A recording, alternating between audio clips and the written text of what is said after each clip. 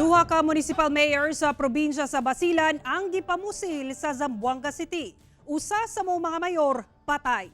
Laki pang escort sa usa pa ka mayor. Ania report. Gipamusil sa mga armadong lalaki ang duha ka municipal mayor sa Basilan samtang naglakaw kini padulong sa ilang sakyanan sa Baliwasan Seaside, Zamboanga City pasado alas 8 Lunes sa buntag. Giila ni Police Major Chester Natividad ang hepe sa Zamboanga City Police Station 11 ang mga biktima nga sila si Mayor Darussalam Lajid sa Albarca, Basilan ug Mayor Ali Awal Sali sa Akbar, Basilan. Migawa sa investigasyon nga mao pa lamang pag-abot sa duha sakay sa motorized bangka sa gamay nga pantalan sa Baliwasan Seaside, dihang gipamusil sa wala pa mailhing suspetsado.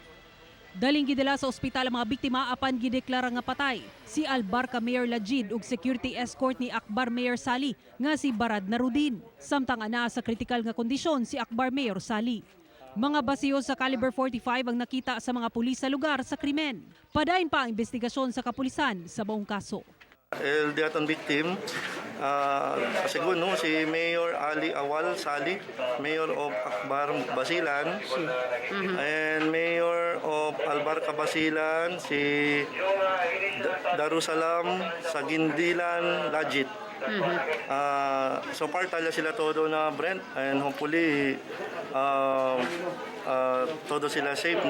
Gileng gidala sa Basilan ang lawas nila ni Mayor Lajid ug Narudin aron ilubong subay sa tradisyon sa mga Muslim. Ako si Sarahhilomen-Velasco para sa One Mindanao.